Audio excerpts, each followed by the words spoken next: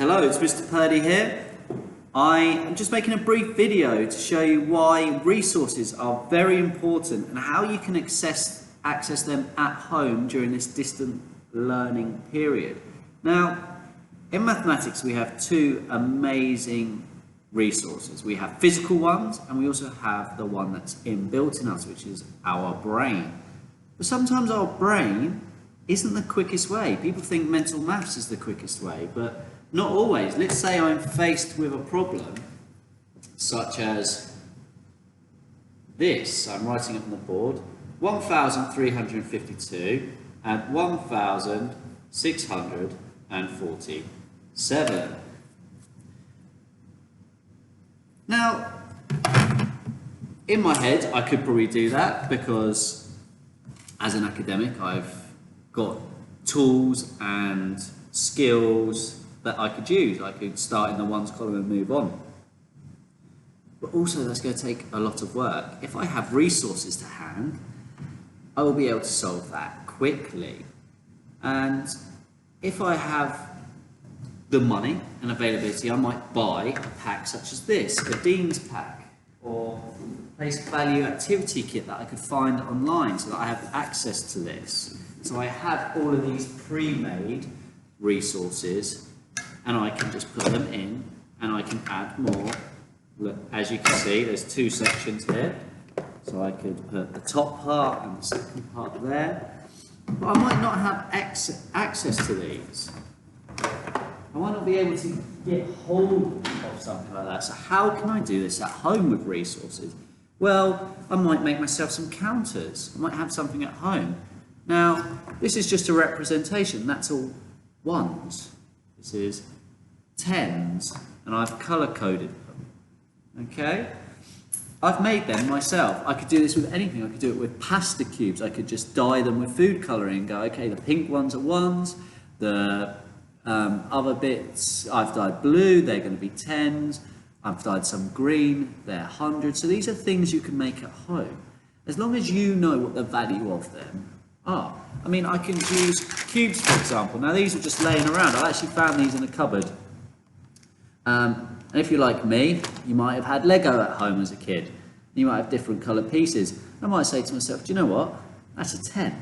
I'm actually going to use these as the example here today. So when I look at this, I've got 1,302 add 1,647. So I'm going to actually say to myself, these are my ones. And I've not been able to go out and buy a kit like that and have a board like that. So I've made one. I've grabbed a piece of paper and I've made a place value grid. Now, because I've made this and this is at home for me to work on neatly, I haven't used a ruler. I've just drawn it, made sure it's there and ready for me to use. And the best thing about this is, I'm using physical resources, I don't have to keep recreating this, because when it's finished, when I'm finished using it, I just take these off and that's ready to use again and have in front of me while I learn. So, these are going to be my ones. I'm going to go black ones, whites are going to be tens. I'm going to open up this bag and I'm going to go, yellows are going to represent my hundreds and oranges are going to represent my thousands. I could use the counters that I've printed out and made myself as well, but I haven't got a lot of them. I was just showing them as an example. And actually on this document you'll find printable counters that you can just cut out at home and use all the time. So let's start. 1,352. I'm going to take two ones. Pop them down, in they go. Then I had, looking at 1,352, 5 tens. So I'm going to get 5 white cubes because they represent tens. That's 10, 20, 30, 40, 50. Then I'm going to take yellow cubes. These represent my hundreds.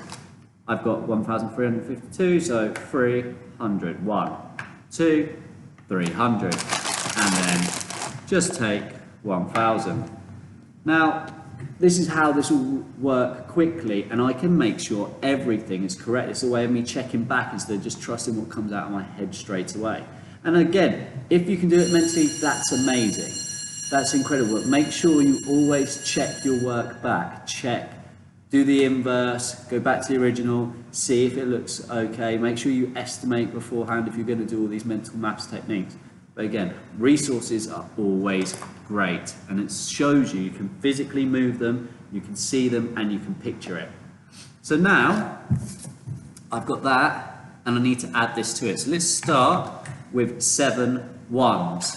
1, 2, 3, 4, 5, 6, 7. I'm going to add them down.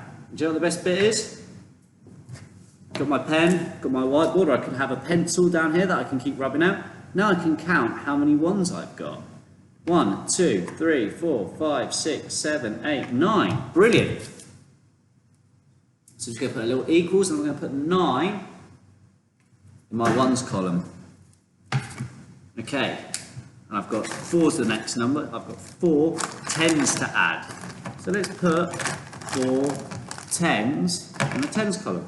1, 2, 3, 4. And now I can count them all up. I can physically see them. So how many tens have I got when I add these two numbers together? 1, 2, 3, 4, 5, 6, 7, 8, 9.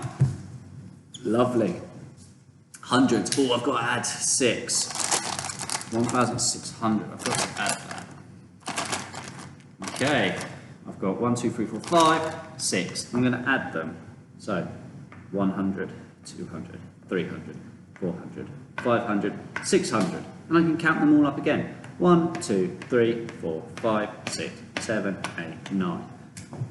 So there. Now, 1,647.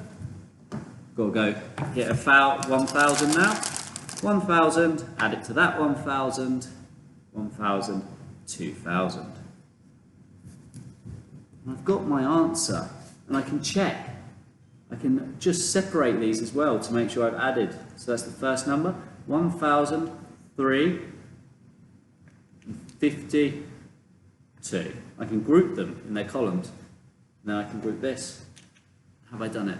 And that is why resources are very important. I can check my work, make sure I've got the correct answer, and I also feel confident because I'm counting in values that I'm familiar with and using digits that are low but in the right place value columns. I hope this video helps.